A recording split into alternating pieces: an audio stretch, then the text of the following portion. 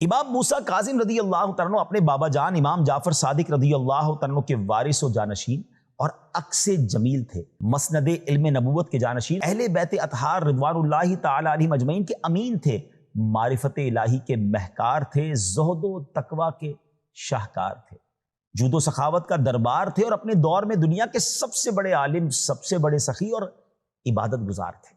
آپ رضی اللہ تعالیٰ عنہ نیک، عالم، عبادت گزار اور زاہد شخصیت کے حامل تھے، قرآن مجید کے نہایت دلکش انداز میں تلاوت فرمانے والے، اور خود بھی جب تلاوت کرتے تو روتے بھی جاتے تھے، اور ساتھ بیٹھنے والے بھی آپ کی آواز سے، آپ کے انداز کو دیکھ کر ان کی آنکھوں سے بھی آنسو جاری ہو جاتے تھے۔ آپ کی کیا ہی شان ہے کہ آپ انتہائی قدر و منزلت کے مالک اور عظیم و شان مجتہد تھے، عبادت و طاعت الہی میں مشہور زمانہ تھے۔ مدنی چینل کے ناظرین، امت مسلمہ کی نگاہوں میں انتہائی بلند مقام، شجرہ عالیہ قادریہ رضویہ کے 7ویں امام موسیٰ کاظم وہ ہستی ہیں جن کی ذات ہمہ جہت شخصیت کی حامل تھی، بڑی قدر و منزلت والے منفرد شخصیت۔ آج ہم حضرت امام موسیٰ کاظم رضی اللہ عنہ کی مبارک سیرت کے مبارک گوشوں پر کچھ بات کرتے ہیں۔ حضرت امام موسیٰ کاظم رضی اللہ عنہ کا تعارف: آپ 7 صفر المظفر 128 ہجری بروز منگل طلوع فجر کے وقت مکہ مکرمہ اور مدینہ منورہ کے درمیان واقع جو علاقہ ہے ابوا شریف، جہاں پیارے آقا علیہ الصلوۃ والسلام کی پیاری امی جان حضرت بی بی آمنہ رضی اللہ تعالیٰ عنہ کا مزار شریف ہے، اس میں پیدا ہوئے۔ سبحان اللہ، آپ کا مبارک نام موسیٰ اور کنیت ابو الحسن اور ابو ابراہیم، اور القابات صابر، صالح، امین، جبکہ سب سے مشہور لقب آپ کا کاظم ہے۔ بہت زیادہ معافی اور درگزر کرنے کے سبب آپ کا لقب جو ہے کاظم یعنی غصہ پی جانے والا ہوا۔ اللہ اکبر، آپ کا لقب ہی کتنا پیارا ہے کہ کاظم کہتے ہیں غصہ پی جانے والے کو۔ سبحان اللہ، سبحان اللہ۔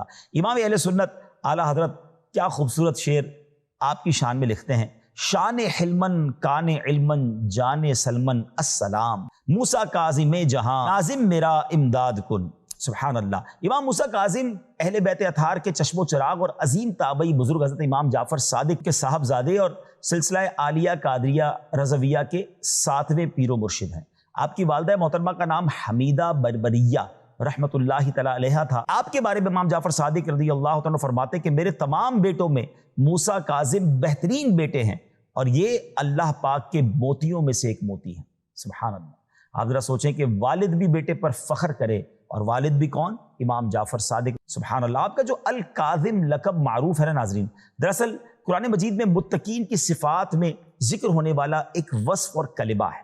جب لوگوں نے آپ کے اندر اس وصف کی کیفیات ملاحظہ فرمائیں تو ان کے دلوں نے خود بخود اس بات کی تصدیق کی کہ اس زمانے میں اس لقب کی آپ سے زیادہ کوئی حقدار شخصیت نہیں ہے۔ پھر یہی بات دلوں سے نکل کر زبان پر آئی، اور ایسی زبان پر آئی کہ یہ شہادت بن کر رہ گئی جسے آج تک دہرایا جا رہا ہے۔ قرآن مجید میں اللہ پاک ارشاد فرماتا ہے: الذین ينفقون فی السراء والضراء والکاظمین الغیظ والعافین عن الناس واللہ یحب المحسنین، جو غصہ پی جاتے اور لوگوں سے درگزر کرنے والے ہیں۔ تو یہاں اسی قرآن پاک کے لفظ مبارک سے سبحان اللہ آپ کا لقب کاظم پڑ گیا، جو غصہ پی جانے والے۔ اللہ کرے کہ آپ کے اس وصف کا صدقہ مجھے اور آپ کو نصیب ہو جائے۔ ہم تو جناب کوئی ہمارے خلاف کوئی بات کر دے، ہمارے مزاج کے خلاف کوئی بات کر دے، ہر وقت تیار رہتے ہیں لڑائی کے لیے، اور ایک طرف ہم کہتے ہیں کہ ہم ان بزرگوں کے غلام ہیں، ان کے پیروکار ہیں، اور ہم ان کے مرید ہیں۔ تو امام موسیٰ کاظم تو معاف کرنے والے ہیں، غصہ پی جانے والے ہیں۔ تو آیا مدنی چل کے ناظرین، آپ بھی اپنے اندر یہ کوشش کریں نا۔ امام موسیٰ کاظم رحمۃ اللہ تعالیٰ کی مبارک رات عبادت میں اور دن روزے کی حالت میں گزرتے۔ بہت زیادہ عبادت کرنے کی وجہ سے آپ کو عبد صالح یعنی نیک بندے کے لقب سے یاد کیا جاتا ہے۔ حلم و بردباری یعنی قوت برداشت کا یہ عالم تھا کہ آپ کا لقب کاظم یعنی غصہ پی جانے والا آپ کی پہچان بن گیا۔ عاجزی اور انکساری کی یہ کیفیت تھی کہ جب بھی کوئی بندہ آپ کے سامنے سے گزرتا، اس سے پہلے کہ وہ سلام کرتا، آپ سلام میں پہل فرماتے۔ اگر معلوم ہوتا کہ کوئی آپ کو تکلیف پہنچانے میں لگا ہوا ہے تو بھی آپ اس کی ضرورت پوری فرماتے، یعنی یہ پتہ بھی ہوتا کہ یہ میرا دشمن ہے، مجھے تکلیف پہنچانا چاہتا ہے، آپ اس کے ساتھ اچھا برتاؤ کرتے۔ ناظرین ذرا سوچئے نا، یہ کیسی کمال کی بات ہے، یہ کیسا نبی پاک نے فیضان حاصل تھا۔ ہم سیرت مصطفیٰ صلی اللہ علیہ وسلم میں بھی تو پڑھتے ہی ہیں نا کہ آپ سلام میں نبی پاک علیہ السلام بھی تو پہل فرماتے، اپنے غلاموں کو سلام میں پہل فرماتے۔ مگر آج لوگ کہتے ہیں بھائی میرا مرتبہ ہے، میرا مقام ہے، لوگ مجھے آ کے سلام کریں، میں کیوں سلام کروں؟ جس کو نہیں جانتا اس کو میں کیوں سلام کروں؟